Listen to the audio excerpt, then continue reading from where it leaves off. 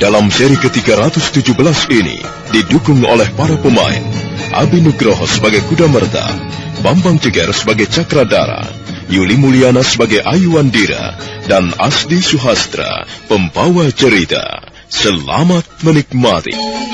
Dara kelihatan tidak senang mendengar kata-kata Kuda Merta. Dia membuang pandangannya ke samping. Matanya menatap jauh ke arah lembah yang tampak biru di bawah lereng Gunung Lejar. Suasana menjadi hening sesaat lamanya. Ada persoalan apa kau dengan Ayu, Kakang Cakradara? Waktu kita pertama kali bertemu dulu, Ayu masih menjadi gadis kecil. Dan sekarang dia kulihat semakin dewasa. Iya, usianya hampir 17 tahun. Aku sering kali kebingungan menghadapi gadis itu. Nampaknya dia sangat manja padamu, Kakang. Aku memang menyayanginya.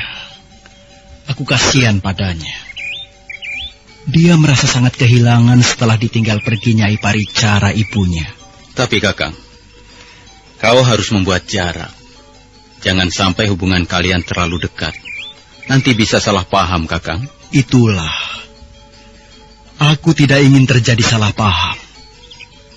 Aku menyayanginya. Seperti halnya seorang kakak menyayangi adiknya. Apa kau sudah pernah menjelaskan hal ini padanya? Aku tidak sampai hati. Aku takut dia tersinggung. Ayu Wandira mempunyai watak yang keras seperti ibunya. Sering pergi berjalan-jalan. Apa saja yang kalian bicarakan? Ya, biasa di Kuda Merta. Kami berbicara tentang berbagai macam hal. Tapi mudah-mudahan saja Ayu belum berpikir soal-soal seperti ini. Dia sudah menjelma menjadi seorang gadis dewasa, Kakang. Dia mempunyai hak untuk menaruh hati kepada lawan jenisnya. Dia mempunyai hak untuk mencintai dan dicintai. Sekarang tinggal kau sendiri. Kalau kau kurang berhati-hati, akibatnya bisa menjadi runyam, Kakang.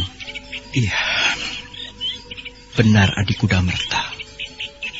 Aku memang harus berhati-hati. Aku tidak boleh memberikan harapan padanya. Pagi hari berikutnya, ketika bangun, Cakradara merasakan lukanya sudah lebih baik. Dia segera membersihkan tubuhnya di pancuran belakang pondok. Ayu Wandira juga kelihatan sudah rapi berdandan. Gadis itu tersenyum menghampirinya. Tuan nampak lebih segar pagi ini. Lukaku sudah semakin baik. Terima kasih, Ayu. Kau telah merawat lukaku. Kau telah memberi ramuan daun-daunan yang sangat manjur. Ternyata kau pun pandai meramu obat-obatan. Itu bukan ramuan saya, Tuan. Itu ramuan ibu. Ibu memang hebat. Dia seorang tabib yang berpengalaman. Kalau kau mau belajar, tekun belajar seperti ibumu, kau pun bisa menjelma menjadi seorang tabib yang hebat dan ternama. Tidak, Tuan. Saya merasa tidak berbakat menjadi seorang tabib. Saya hanya tahu sedikit tentang ramuan daun-daunan. Itu pun karena saya sering kali membantu ibu. Oh iya, aku tidak melihat Nenek Raga Runting dan adik Kuda Merta. Di mana mereka? Mereka pergi ke lereng sebelah timur, Tuan. Katanya mereka mau mencabut umbi talas hutan. Ada apa, Tuan Cakradara? Tidak, rasanya jadi sepi. Kita hanya berdua saja di pondok ini. Saya ingin memperlihatkan sesuatu pada Tuan. Apa itu? Semalam saya menulis beberapa bait syair. Maukah Tuan mendengarkannya? Tentu saja. Aku senang sekali mendengarkan bait-bait syair. Tuan senang membaca buku-buku syair? Ya. Aku pernah membaca beberapa buku syair. Di antaranya karangan Putarmaja. Aku juga pernah membaca syair karangan Prabu Kertajaya. Tunggu sebentar, Tuan. Saya akan segera kembali. Ayu Wandira melompat ke serambi pondok. Cakradara mendesah perlahan. Matanya menatap sepasang burung layang-layang terbang melintas lembah. Kabut tipis masih menyelimuti pohon-pohon hutan yang mengelilingi pondok Nini Raga Runting. Ayu Wandira. Kasihan bocah perempuan ini. Dia masih terlalu lugu. Dia masih polos seperti kertas putih. Aku tidak sampai hati melukai hatinya. Tuan Cakradara, lihatlah. Inilah syair saya. Hanya 2 lembar ronta. Tuan? Tuan Cakradara? Bagaimana, Ayu? Kau sudah mengambil syairmu? Tuan sedang memikirkan apa? Aku tidak memikirkan apa-apa. Aku hanya sedang menikmati pemandangan pagi yang cerah dan indah ini. Tuan telah berdusta. Untuk apa aku berdusta padamu, Ayu? Kalau kau tidak percaya, ya sudah. Baiklah, saya percaya. Nah, Tuan Cakradara, saya akan membacakan bait-bait syair saya. Semalam saya menulisnya sendirian di ruangan bilik. Semua orang sudah tidur. Saya sendiri tidak tahu. Saya sangat terkesan setiap kali membaca bait-bait syair saya ini. Saya sudah berulang kali membacanya. Duduklah, Ayu, dan bacalah. Aku akan mendengarkannya dari sini. Cinta yang mengalir dalam jiwa, laksana angin berhembus menyapu Mayapada. Aku mengembara seperti angin, mengembara mencari batas harapan dan impian. Berjalan siang malam, menelusuri debar jantung sendiri. Malam-malam yang panjang, tak bertepi, penuh hiasan renda-renda mimpi. Tak ada yang pasti. Kadangkala langkah-langkahku menjadi ragu. 1000 pertanyaan mengundap dalam kalbu. Aku bertanya kepada bulan yang tidur kesunyian di atas mega-mega. Aku bertanya kepada lembah yang hitam. Aku bertanya pada 2 ekor burung yang terbang berkasih-kasihan. Di mana akan kutambatkan perahu kehidupan ini? Di mana letak pantai pelabuhan bahagia? Cinta yang menjelma tanpa wujud, tanpa bentuk dan tanpa rupa. Cinta yang menjelma dalam sebaris kata-kata. Cinta yang mengalir tanpa dikotori nafsu yang hina. Alam semakin tua, sementara aku masih berjalan sebagai seorang pengembara.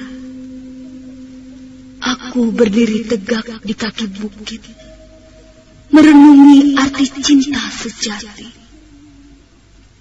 Sendirian, air mataku bercucuran, laksana hujan di pertengahan musim. Batu-batu gunung berlumut, cendawan tumbuh di sela-sela pohon tua. Kapan dongeng tentang cinta memperoleh makna?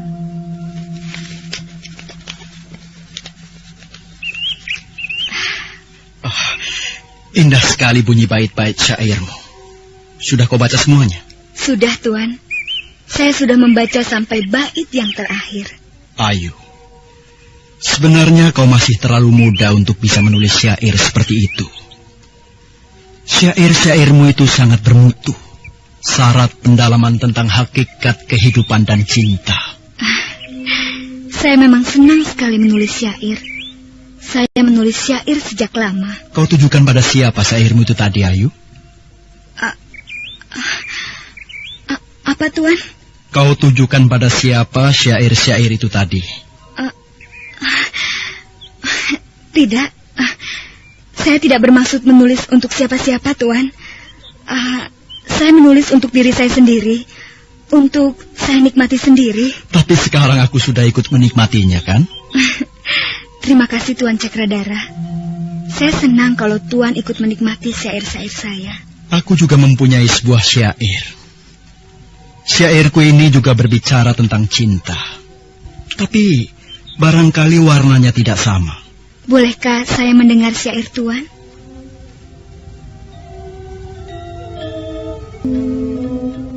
Cakradara tersenyum lembut. Ayu Wandira menundukkan wajahnya. Sebentar kemudian Ayu sudah mulai mendengarkan suara Cakradara yang sedang membaca bait-bait syair. Mata yang buta, naluri mati, hati yang kosong, dan jiwaku terpanggang di atas api cintamu. Gunung-gunung batu kan ku terjang, lautan raya kulipat menjadi selembar tikar pandan. Ku genggam matahari untuk mengusir mendung di atas negeri.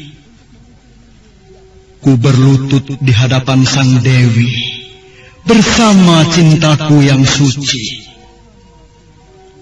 Oh Amisani, engkaulah embun pagi cemerlang menyejukkan hati. Engkaulah bidadari yang setiap saat menaburkan bunga-bunga mimpi di atas langit Kediri. Jangan dengarkan serigala menggonggong kelaparan, menangisi sepinya malam. Biarkan bumi kering kerontang dihajar kemarau panjang. Kita akan bersatu mengarungi samudra kehidupan bergandeng tangan. Doa-doa bergema. Harumnya asap dupa dibakar di atas tungku puri samadi. Jangan palingkan wajahmu, Amisani. Jangan tundukkan rupamu yang ayu. Mari tengadah. Perahu kehidupan kita telah hanyut di atas sungai sepanjang zaman. Meskipun langit runtuh dan bulan dimakan gerhana, Amisani akan tetap menjadi milikku. Meskipun rakyat mengeluh dan perahu kehidupan yang tua semakin rapuh, Kertajaya akan terus berjalan membawa cintanya yang teguh. Syair itu tadi tidak terdengar indah, Tuan, melainkan dahsyat. Dahsyat sekali.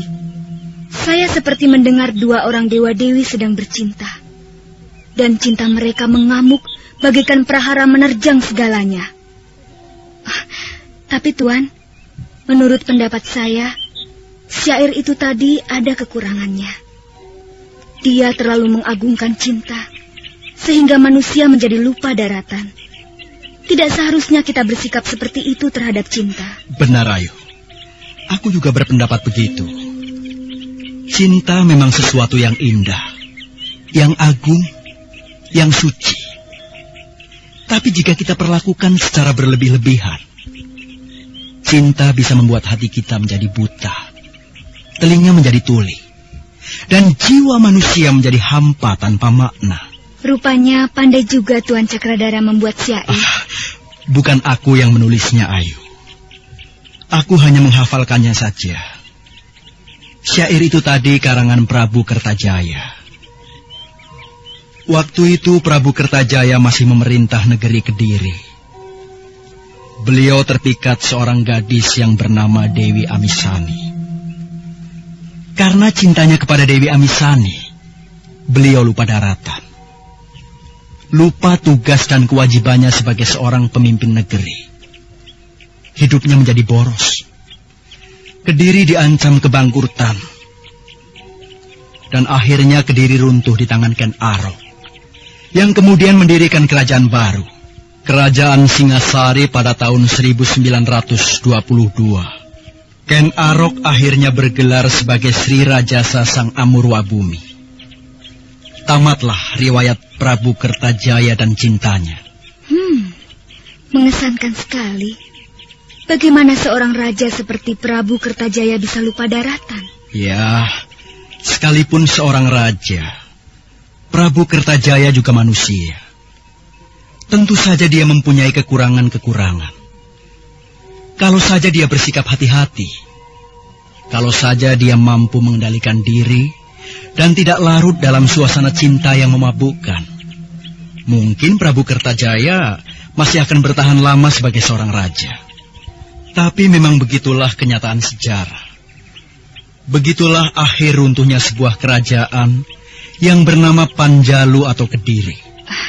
Maaf Tuan Cakradara, ada sesuatu yang terasa sakit di hati saya setelah mendengarkan syair Prabu Kertajaya tadi.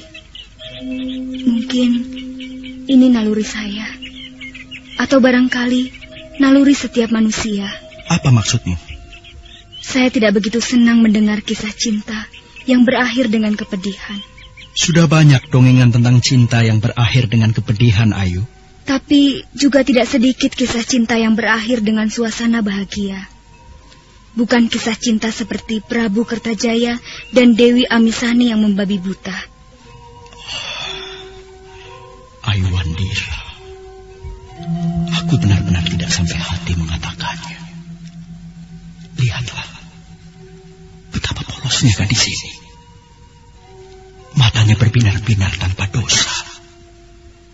Senyumnya riang dan tertawanya ringan tanpa beban.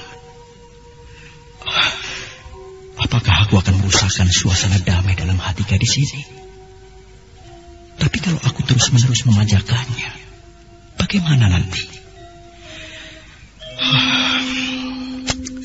Benar kata adik Kudamerta, aku harus membuat jarak. Kami tidak boleh bergaul terlalu rapat. Tuan Cakradara? Tuan melamun lagi. Saya tidak senang berdiri di sini, sementara Tuan Cakradara melamun sendiri.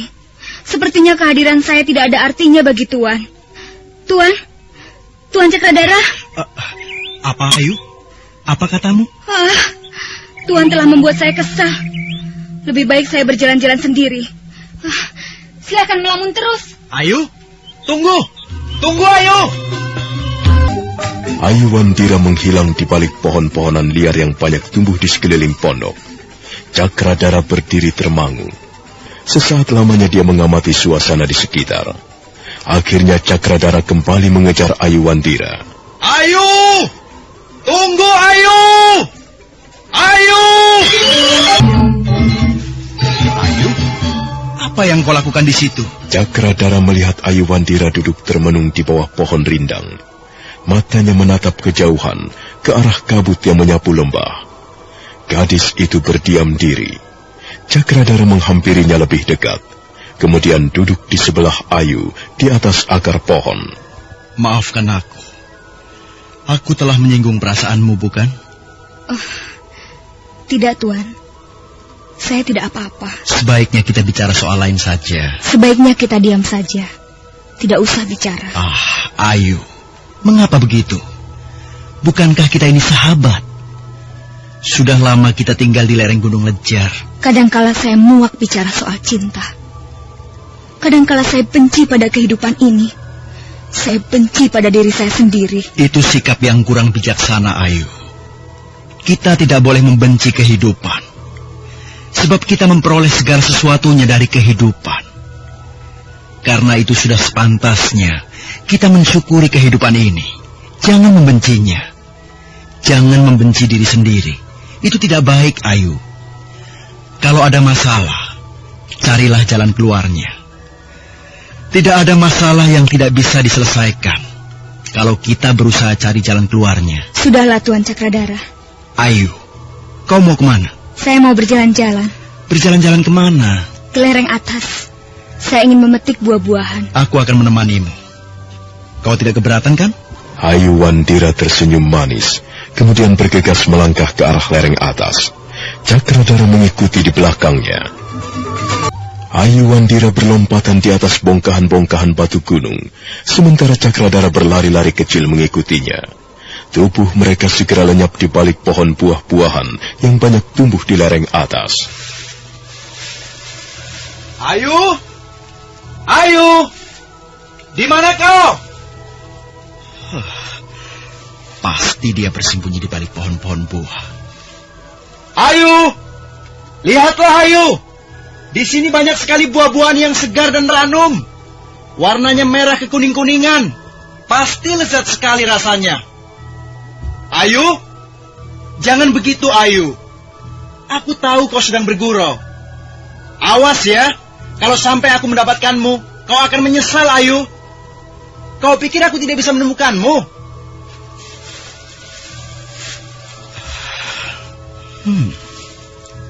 Buah apa ini namanya? Bentuknya manis sekali. Tentu rasanya juga manis. Iya, coba. Aku akan mencicipinya sebuah. Cakradara memetik buah yang berwarna merah kekuning-kuningan. Bentuknya bulat menyerupai tomat. Cakradara kemudian duduk di bawah pohon, sementara tangannya membersihkan kotoran yang menempel di kulit buah. Cakradara sudah hampir membawa buah itu ke mulutnya, tapi mendadak Aiwandira muncul dari balik rimbunan belukar. Jangan, Tuan! Jangan makan buah itu! Ada apa? Aku ingin mencicipi buah itu. Mengapa kau membuangnya? Kalau Tuan berani mencicipinya, besok pagi Tuan tidak akan melihat matahari lagi. Maksudmu, buah itu mengandung racun? Monyet-monyet gunung pun tidak mau memakan buah itu. Benar, Tuan. Buah itu mengandung racun. Lihat saja, getahnya berwarna kebiru-biruan. Oh, Ayu, terima kasih. Lagi-lagi kau telah menyelamatkan aku. Kalau kau tidak segera datang, mungkin benar. Besok pagi aku tidak akan pernah melihat matahari lagi. Aku tidak akan bisa menikmati pemandangan indah dari atas gunung Lejar ini. Terima kasih, Ayu. Buah itu namanya buah jangga. Pohonnya juga bernama pohon jangga. Aneh sekali. Sepertinya buah itu sangat lezat. Warnanya juga menggiurkan. Warnanya merah kekuning-kuningan. Nampak segar sekali. Tapi rupanya dia mengandung racun. Ibu pernah berkata kepada saya beberapa tahun yang silam, apa yang di luar nampak indah, belum tentu juga indah di bagian dalam. Seringkali keindahan itu hanyalah merupakan daya tarik semata-mata, supaya orang terjebak. Keindahan yang menyesatkan. Ibumu benar, Ayu. Memang begitulah kenyataannya. Banyak sekali barang-barang indah, tapi sebenarnya di dalamnya mengandung racun. Racun yang membunuh seseorang dengan kejam. Karena itu, setiap orang memerlukan pengalaman yang cukup untuk menempuh kehidupan ini. Tuan Cakradara, sekarang ikutlah saya. Saya akan menunjukkan kepada Tuan buah yang enak dimakan. Warnanya kurang menarik, juga wujudnya. Tapi rasanya, Tuan bisa mencicipinya nanti. Mari Tuan, itu di sana. Saya melihat ada beberapa pohon. Aiwandira berdiri di bawah sebuah pohon yang menjulang tinggi ke angkasa. Daun pohon itu kecil-kecil, dan dahannya banyak bercabang. Pohon itu berbuah lebat. Buahnya berwarna coklat kehijau-hijauan. Inikah pohon yang kau maksudkan? Iya, Tuan. Pohon ini namanya pohon kawista. Buahnya juga bernama buah kawista. Sepertinya buahnya belum masak. Warnanya masih sedikit hijau. Tuan ingin mencicipinya? Biarlah, saya memetiknya beberapa buah. Tuan tunggu saja di sini. Ayu, apa yang akan kau lakukan? Saya akan mengambil buah itu. Lihatlah Tuan, yang di sana itu sepertinya sudah matang. Kau akan memanjat ke atas sana? Tuan heran melihat ada seorang gadis bisa memanjat pohon tinggi? Saya sudah sering kali melakukannya. Saya ini pernah menjadi anak liar. Saya pernah hidup mengembara bersama Nenek Raga Runting. Saya pernah hidup di tengah-tengah hutan. Baiklah, aku percaya. Tapi kau harus berhati-hati, Ayu. Aiwandira tersenyum. Kemudian gadis itu melompat ke dahan pohon. Sebentar kemudian dia sudah bertengger di dahan pohon kawista. Tangannya meraih buah kawista yang bergelantungan ke sana kemari tersapu angin gunung. Sambil tertawa, Aiwandira melempar-lemparkan buah kawista ke bawah, dan Cakradara menangkapnya satu persatu. Awas, Ayu! Aiwandira terkejut, tubuhnya segera melayang ke bawah. Cakradara melompat dengan sigap. Kesatria dari Singasari itu menangkap tubuh Aiwandira. Sesaat lamanya, Aiwandira berada dalam dekapan Cakradara. Tuan telah menyelamatkan saya. Terima kasih. Aku sudah berkata apa padamu? Hati-hati. Rupanya dahan pohon itu sudah rapuh. Saya memang terlalu sembrono. Seharusnya saya menginjak dahan yang di sebelahnya. Maafkan aku, Ayu. Aku terpaksa mendekapmu. Tidak apa, Tuan. Saya tahu Tuan tidak bermaksud yang bukan-bukan. Sekarang biarlah saya turun. Kau sudah tidak apa-apa? Saya hanya sedikit terkejut. Tuan. Tuan mengeluarkan darah lagi? Aku malah baru melihatnya. Rupanya aku belum boleh mengeluarkan tenaga yang besar. Saya akan membebat luka Tuan. Jangan, Tuan jangan menolak. Tuan telah berusaha menolong saya. Dan sekarang, saya yang akan menolong Tuan. Mari Tuan, duduklah. Cakradara duduk di bawah pohon kawista. Ayuandira terpaksa merobek pakaian yang dikenakannya untuk membebat luka Cakradara. Kau telah mengorbankan pakaianmu, Ayu. Yang penting, luka Tuan tidak mengeluarkan darah lagi. Lihat saja, sekarang darahnya sudah berhenti mengalir. Bagaimana Tuan? Apakah Tuan merasa sakit? Tidak, hanya sedikit perih. Seharusnya Tuan tidak menolong saya. Lihatlah akibatnya. Kalau Tuan tidak menolong saya, luka Tuan tidak akan berdarah lagi. Aku tidak akan membiarkanmu melayang jatuh sendirian, Ayu. Oh, lihatlah Tuan. Sekarang Tuan akan melihat buktinya. Buah kawista ini sudah matang. Warnanya memang kurang menggairahkan, juga wujudnya. Tapi rasanya, lezat sekali. Mari Tuan, mari kita makan buah kawista bersama-sama. Yang ini sudah empuk sekali. Ini Tuan, ini sudah saya pilihkan. Silahkan. Mereka lalu makan buah kawista bersama-sama sambil menikmati pemandangan alam yang indah di sekitarnya. Cakradara sudah menghabiskan 3 buah kawista. Sementara Ayuandira masih sibuk menggigit buah kawista dengan giginya yang putih bersih. Benar. Buah ini lezat sekali. Sekarang, Tuan baru percaya bukan? Ya, aku percaya. Kau mempunyai banyak pengalaman hidup di tengah hutan. Pengalaman itu ternyata banyak juga gunanya. Seperti sekarang ini misalnya. Kita menjadi orang-orang pelarian. Saya sudah biasa hidup seperti ini. Barangkali Tuan yang belum biasa. Nampaknya Tuan harus menyesuaikan diri lagi. Ayu, matahari sudah tinggi. Kita pulang sekarang? Tuan sudah bosan? Aku takut Nenek Raga Runting dan adik Kudamerta mencari-cari kita. Kita masih bisa pergi ke tempat ini kapan saja. Masih banyak kesempatan, bukan? Ada lagi, Nek. Yang ini lebih besar. Biung. Ada umbi talas kok sebesar ini. Ayo, cepat Tuan Kudamerta. Angkat saja. Ayo, kita angkat bersama-sama. Biar aku saja yang mengangkatnya, Nek. Nenek Raga Runting tunggu di situ.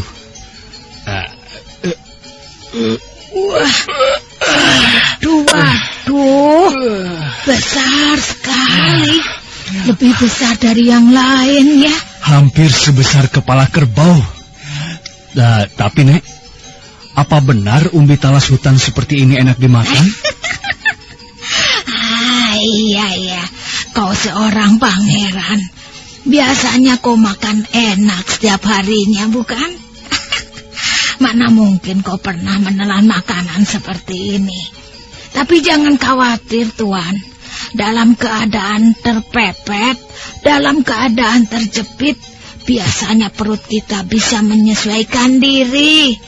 Kalau umbi talas hutan ini kita rebus sampai matang, kita campur dengan garam.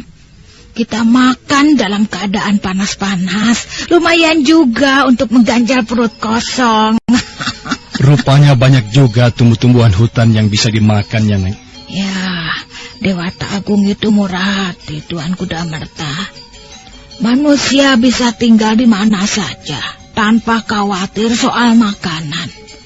Sebab yang namanya rezeki ada di mana-mana.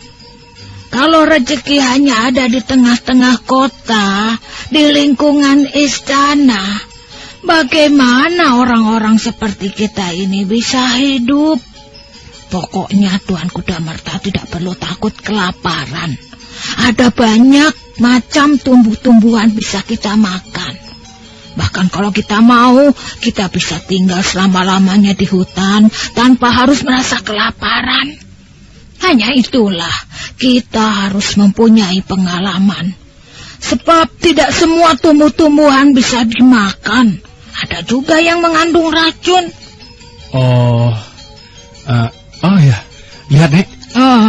Itu Kakang Cakradara dan Ayuandira. Dari mana saja mereka? Toblas. Dari mana saja kau, Ayu? Bukan membantu nenek, malah keluyuran saja. Maafkan, Nek. Aku menemani Tuan Cakradara berjalan-jalan. Wah, rupanya kau berbakat juga menjadi seorang petani, Adik Kudamerta. Aku baru saja menggali umbi talas hutan, Kakang. Lihatlah, menurut Nenek Raga Runting, umbi talas hutan ini bisa kita makan, tidak berbahaya. Benar, Tuan Kudamerta. Dulu kami juga sering kali makan umbi talas hutan seperti ini. Iya kan, Nek? Sudahlah, jangan cerewet. Sekarang kau harus membantu kami. Ayo, angkat umbi talas hutan ini sampai ke pondok.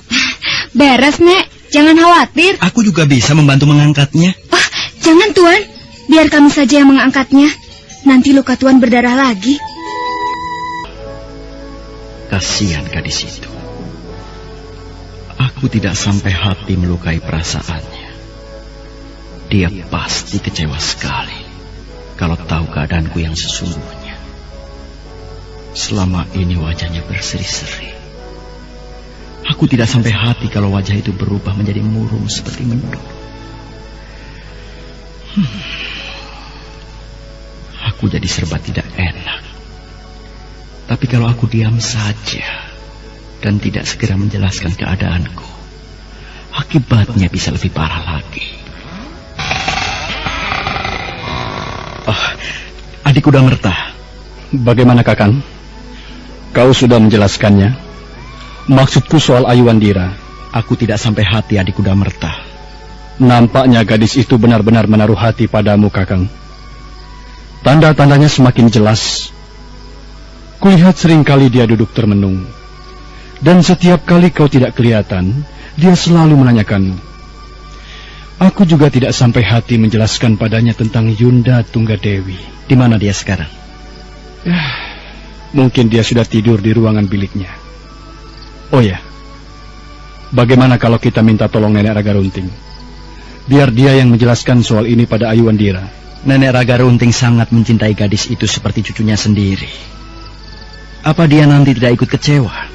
Dia seorang wanita tua yang sudah banyak pengalaman. Dia pasti bisa mengerti. Kita coba saja Kakang Cakradara. Kebetulan Nenek Raga Runting belum tidur. Dia duduk sendirian di serambi depan. Cakradara dan Kudamerta melangkah keluar. Mereka menghampiri Nenek Raga Runting yang duduk di serambi depan. Ada secangkir minuman dan sepiring umbi rebus di depan wanita tua itu.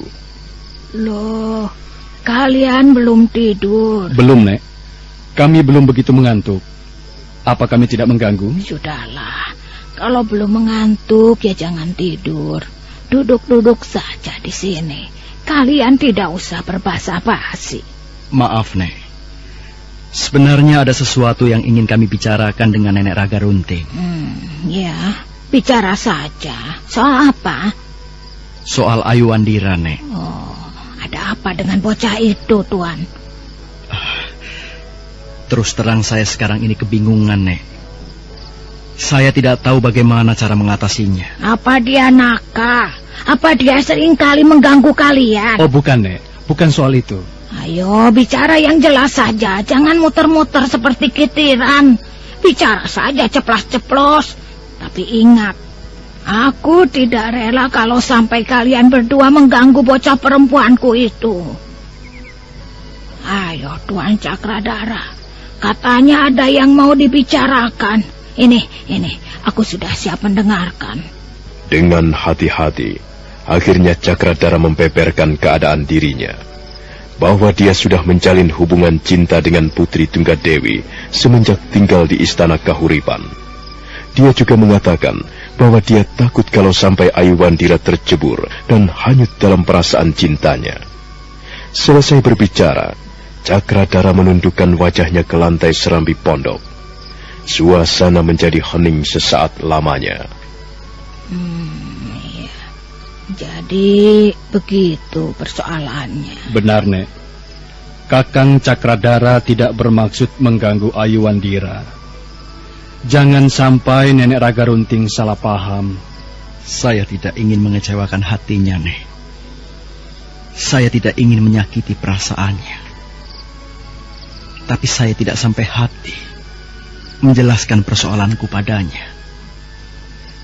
Nenek sendiri pernah mengatakan bahwa Ayu Wandira wataknya keras, hatinya mudah patah. Ya, memang begitu. Bocah itu wataknya keras seperti batu. Karena itu, Nek, tolonglah saya. Barangkali Nenek Raga Runting mempunyai cara yang halus untuk menjelaskan persoalan ini, sehingga, ya, Ayu tidak tersinggung. Bagaimana ya? Aku sendiri seringkali kerepotan menghadapi bocah itu. Kalau mempunyai keinginan, susah dibelokkan. Tapi baiklah, aku akan mencobanya. Sementara itu kalian tidak usah bicara apa-apa. Mudah-mudahan saja Ayu mengerti. Terima kasih, Nek. Kami sangat mencintai Ayu seperti saudara kandung sendiri. Kami juga tidak sampai hati melihat Ayu Wandira kecewa dan sedih. Sekarang di mana dia? Apa sudah tidur? Tadi kulihat dia masuk ke ruangan biliknya. Kalian tunggu saja di sini. Kalau sudah mengantuk, tidurlah. Biar aku yang menemui Ayu Wandira. Melangkah perlahan menuju ruangan bilik Ayu Wandira yang terletak di bagian belakang pondok. Wanita tua itu berdiri sejenak di depan pintu. Dia nampak ragu-ragu, tapi akhirnya tangannya menjamah daun pintu. Oh, Tuan Cakradara. Apakah Tuan juga merasakan seperti apa yang kurasakan sekarang ini? Lihatlah Tuan, saya tidur dalam keadaan gelisah. Saya tak bisa melupakan wajah Tuan yang tampan. Saya juga tak bisa melupakan senyum Tuan yang ramah dan berseri-seri. Tuan Cakradara. Dia seorang laki-laki yang baik. Dia juga perkasa, tampan dan perkasa. Tadi dia sempat mendekapku. Hatiku selalu berdebar-debar setiap kali teringat peristiwa di bawah pohon kawista. Tuan Cakradara mendekap tubuhku. Oh, Ayu, apa yang sedang kau alami ini? Apa yang sedang kau rasakan? Inikah yang dinamakan perasaan cinta? Oh, pikiranku tidak bisa dibawa diam. Pikiranku selalu terbang ke alam mimpi yang indah. Mimpi bersama Tuan Cakradara. Ayu. Oh, seandainya Tuan juga mengalami seperti ini. Tapi aku tidak tahu pasti. Mungkin juga Tuan tidak pernah memikirkan saya. Mungkin juga Tuan sudah memiliki tambatan hati. Ayu. Oh, Nek. Kau memikirkan apa, ha? Kau sedang melamunkan apa? Tidak baik melamun sendirian di ruangan bilik. Nanti pikiranmu digondol setan. Aku tidak memikirkan apa-apa, Nek. Aku sudah ngantuk sekali. Tapi aku tidak bisa tidur. Kalau kau ingin cepat tidur, jangan banyak pikiran. Ada apa, Nek? Nenek juga belum tidur? Ya, orang tua tidak sama dengan orang muda. Orang muda harus banyak tidur, banyak makan, dan banyak bekerja. Kalau orang tua lain, Ayu. Makan juga sudah kurang selera. Tidur susah. Kerja berat sudah tidak kuat lagi. Orang seperti nenek ini serba susah. Tadi kau berjalan-jalan kemana saja bersama Tuan Cakradara, Ayu? Ke sana, Nek. Kami melihat-lihat pemandangan dari lereng atas. Tuan Cakradara belum mempunyai pengalaman hidup di tengah-tengah hutan. Dia hampir saja makan buah jangga. Bukankah buah itu beracun, Nek? Untung aku segera datang. Lalu kami sama-sama mencari buah yang enak dimakan. Aku memanjat buah kawista. Kami kemudian duduk sambil makan buah kawista. Nampaknya Tuan Cakradara menyukai buah itu. Kau harus berhati-hati. Berhati-hati? Apa maksud Nenek? Ya, bagaimanapun juga Tuan Cakradara itu seorang laki-laki. Kau harus berhati-hati menghadapi laki-laki, Ayu. Tapi dia orangnya baik, Nek. Dia tidak pernah mengganggu Ayu. Dia juga tidak pernah menyakiti hatiku. Dia baik sekali. Hanya yang baik. Matamu belum awas, Ayu. Kau ini masih terlalu polos. Tubuhmu memang sudah seperti gadis dewasa. Tapi pikiranmu itu belum benar-benar dewasa.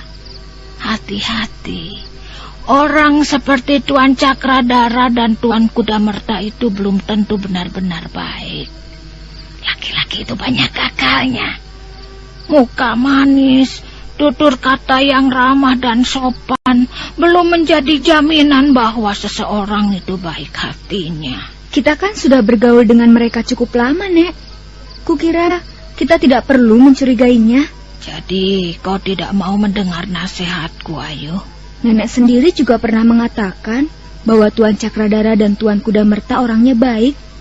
Dan kupikir mereka juga benar-benar baik. Mereka tidak hanya sekedar baik di mulut ataupun di wajah. Kukira hati mereka juga baik. Apanya yang salah, Nek? Mereka tidak salah. Orang jahat itu tidak salah. Yang salah kita sendiri. Kalau ada orang jatuh, siapa yang salah kalau bukan orangnya sendiri? Nah, setiap orang harus berhati-hati. Harus selalu waspada, jangan sampai terpeleset dan jatuh. Siapa yang jatuh, Nek? Oh ya, Nek. Tadi aku jatuh waktu memanjat pohon kawista. Tapi untung Tuan Cakradara segera menangkapku. Kalau tidak, wah, entah apa yang akan terjadi. Sudah. Kau tidak perlu memikirkan Tuan Cakradara lagi.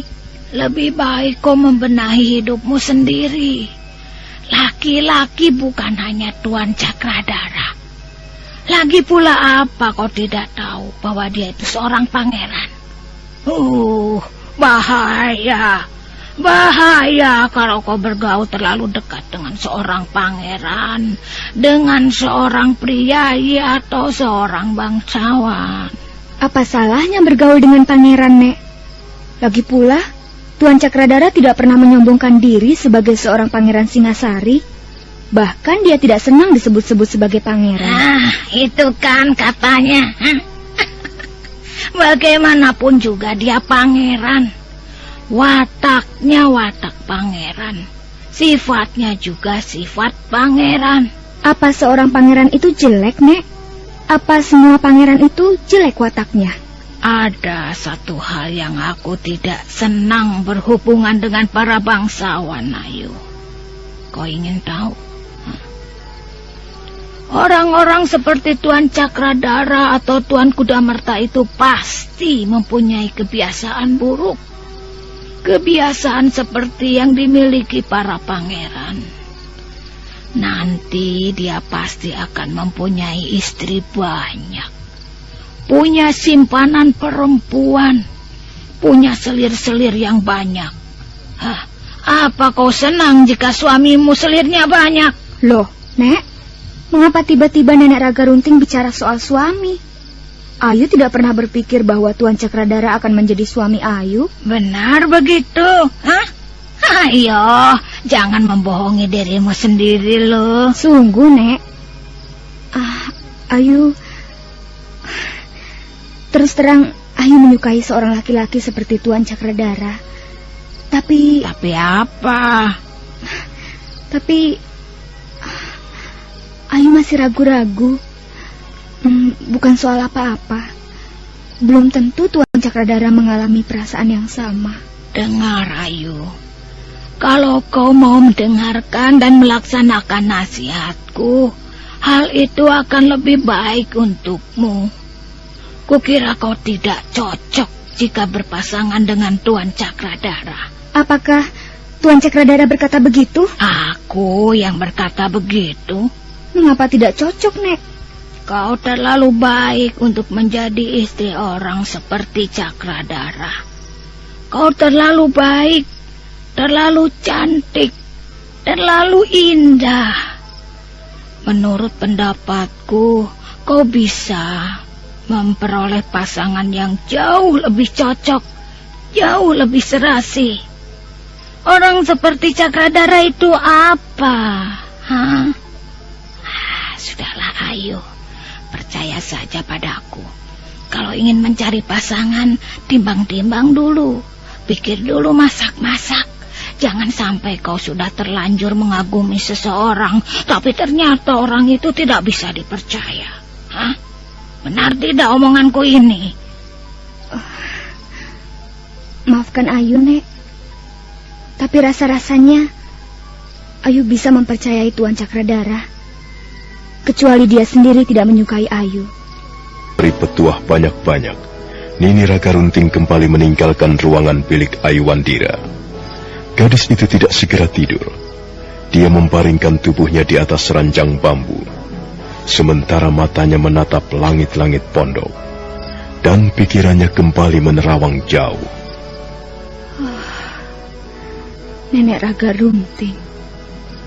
Mengapa tiba-tiba dia datang ke ruangan bilikku dan membicarakan soal Tuan Cakradara? Ada apa sebenarnya?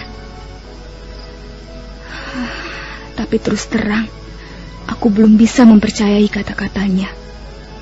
Belum tentu seorang pangeran berwatak buruk. Apalagi pangeran seperti Tuan Cakradara. Bagaimana orang seperti Tuan Cakradara mempunyai watak buruk? Tapi, ya, mungkin juga dia seorang pangeran, seorang bangsawan. Mungkin juga dia mempunyai kebiasaan beristri banyak. Apa benar begitu ya? Pagi harinya, Ayuandira menemui Cakradara yang sedang memberi makan kuda. Cakradara terkejut ketika Ayu menyenggol pundaknya dari belakang. Gadis itu cemberut manja. Cakradara segera berdiri. Mereka berdiri berhadap-hadapan. Ada apa, Ayu? Wajahmu cemberut. Pasti kau sedang mempunyai persoalan. Pasti hatimu sedang kesal. Benar bukan? Ayu, jangan begitu. Katakan saja kalau memang ada yang ingin kau katakan. Jawablah, Tuan Cakradara. Benarkah semua pangeran mempunyai istri banyak?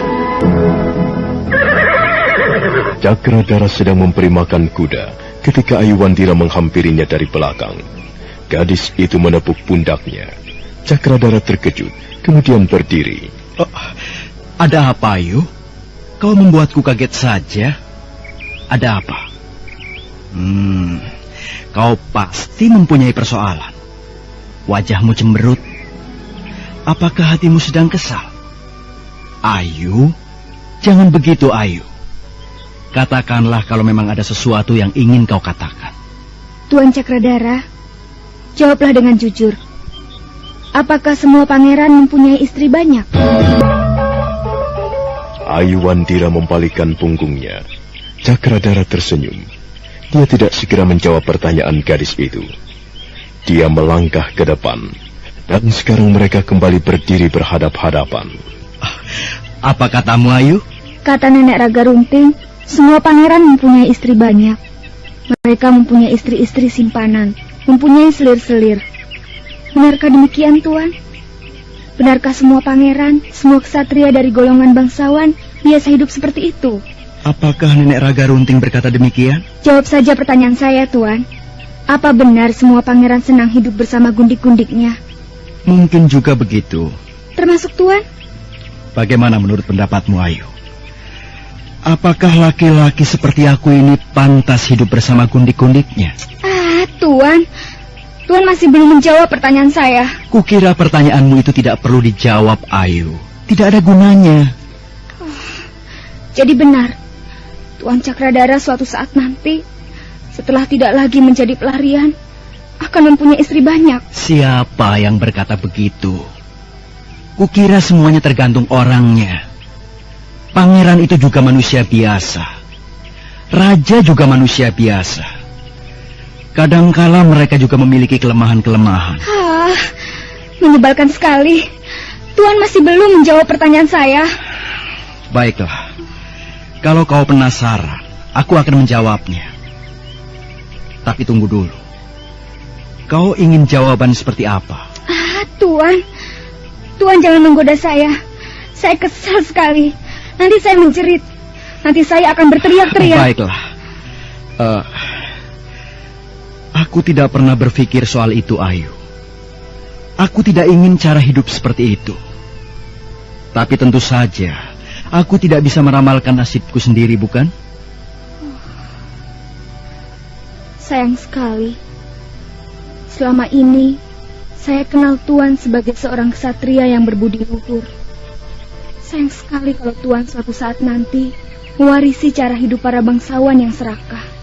Aku lebih senang, lebih bahagia, lebih tentram jika bisa hidup dengan seorang wanita saja, Ayu. Tuan, jawaban Tuan menyenangkan sekali. Jawaban Tuan terdengar merdu. Saya senang mendengarnya. Tuan memang tidak pantas mempunyai cara hidup seperti itu.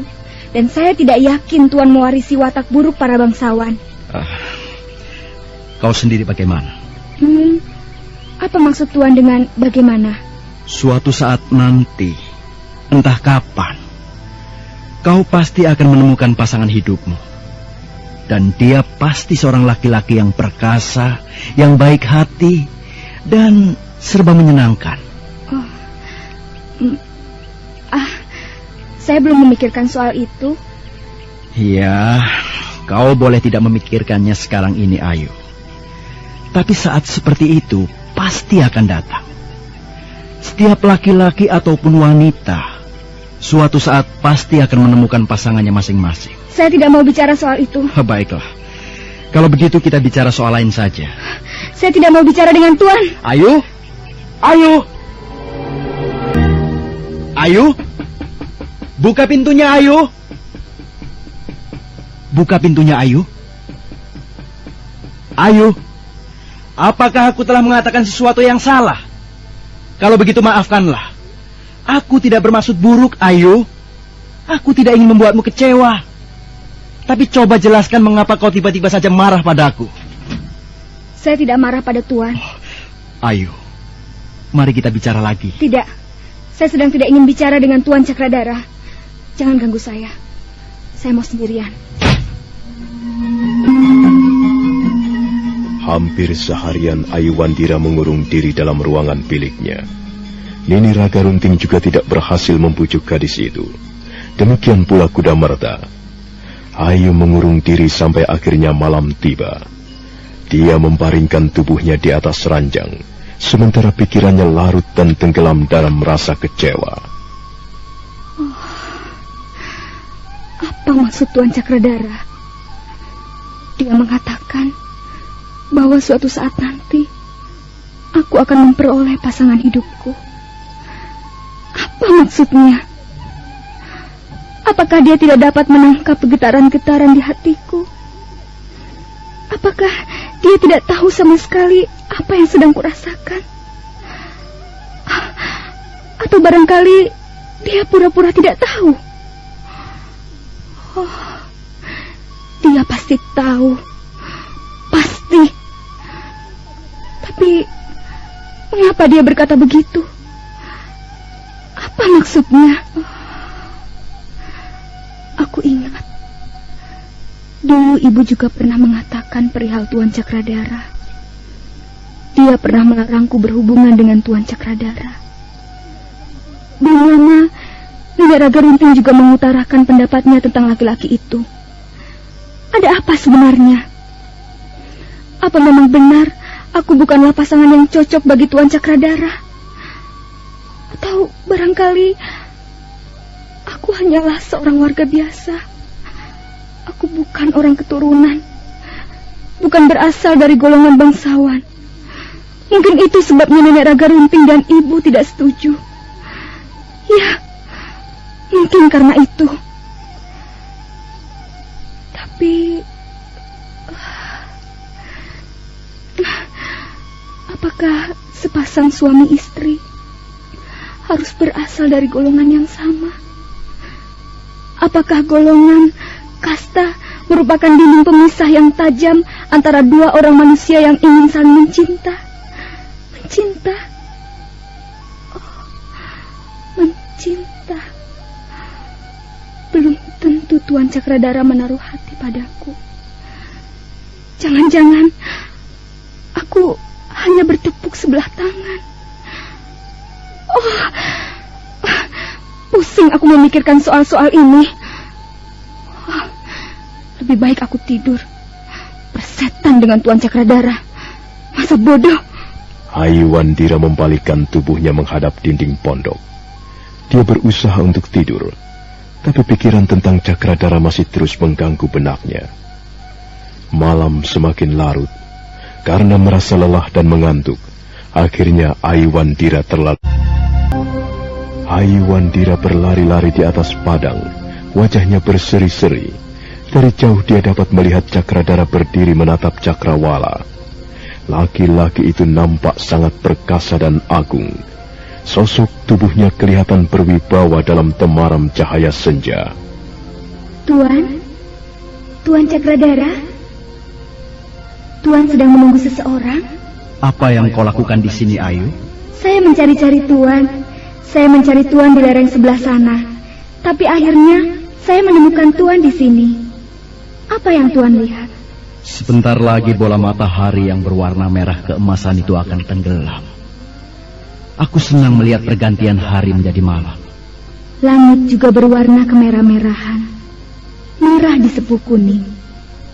Lihatlah Tuan. Awan itu juga berwarna kemerah-merahan. Indah sekali. Iya. Sebentar malam akan segera tiba. Udara menjadi dingin. Dan bulan purnama akan muncul dari balik punggung bukit. Sepertinya Tuan sedang menunggu kehadiran seseorang. Iya. Aku memang sedang menunggu seseorang. Siapa dia? Bolehkah saya tahu? Pendekar bunga putih. Aiwandira terkejut. Dia melangkah mundur setindak. Saat berikutnya, matahari sudah tenggelam di balik Cakrawala. Langit mulai hitam. Tapi dari balik punggung bukit tersembul wajah bulan purnama yang cantik cemerlang. Aiwandira memperbaiki letak berdirinya. Sementara Cakradara masih tegak menatap Cakrawala. Pendekar bunga putih? Iya. Aku masih penasaran. Dia telah melukai lenganku. Aku harus dapat membalas perbuatannya. Jangan khawatir Tuan Cakradara. Saya tidak akan tinggal diam. Kalau pendekar bunga putih berani datang kemari, sayalah yang akan menghadapinya. Terima kasih, Ayu.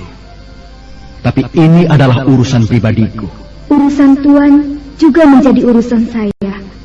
Pokoknya, saya tidak akan tinggal diam. Biarlah saya yang menghajar pendekar bunga putih. Oh, lihat Ayu, dia datang. Dia benar-benar datang. Lihatlah ke sana. Ikuti jari telunjukku ini. Aiwandira berpaling mengikuti jari telunjuk Cakradara. Dari jauh dia melihat seekor kuda berlari dengan gagah perkasa menembus awan. Di atas binatang itu duduk seorang berpakaian serba putih. Wajahnya juga ditutup cadar putih. Aiwandira terenganga keheranan melihat pemandangan di atas langit. Penunggang kuda itu seolah-olah turun dari nirwana. Akhirnya dia berhenti di atas lereng. Sementara cahaya bulan masih terus menyepuh malam dengan warna keemasan. Akhirnya kau datang juga, pendekar bunga putih. Aku tidak akan pernah mengingkari janjiku. Sekarang aku sudah datang.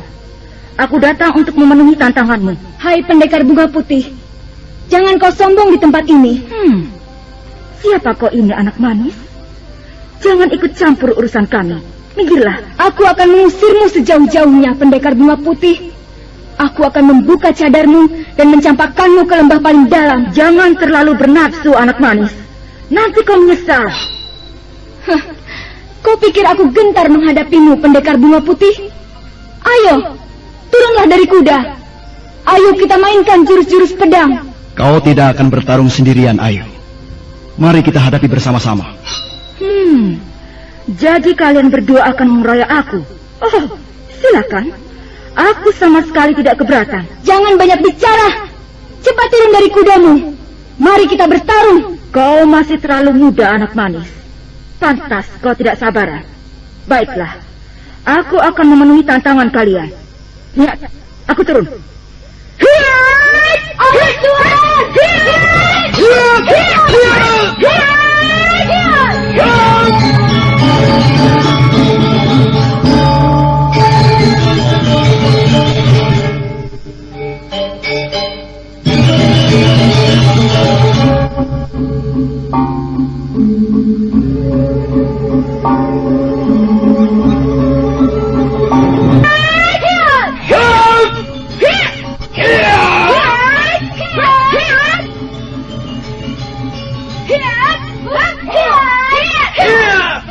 Orang bercadar putih langsung terbang dari atas punggung kudanya.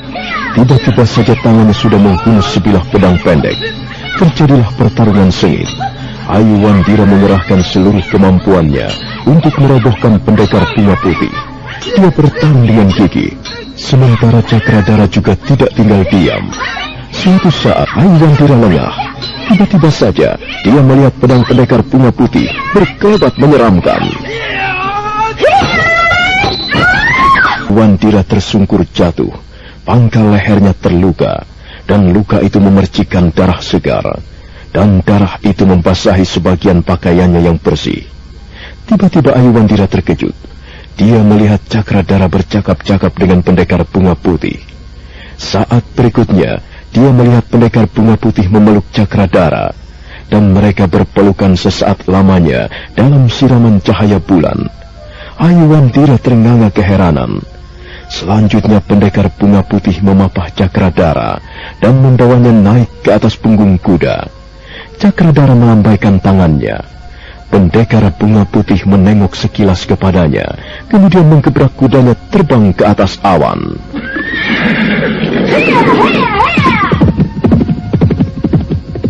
Tuan! Tuan Cakradara! Tuan Cakradara! Ayu Wandira menjerit sejadi-jadinya. Suaranya parau memanggil-manggil Cakradara yang telah dibawa terbang pendekar bunga putih ke atas awan. Nah, bagaimanakah kisah selanjutnya? Saudara pendengar, silakan menunggu seri berikutnya. Sampai jumpa.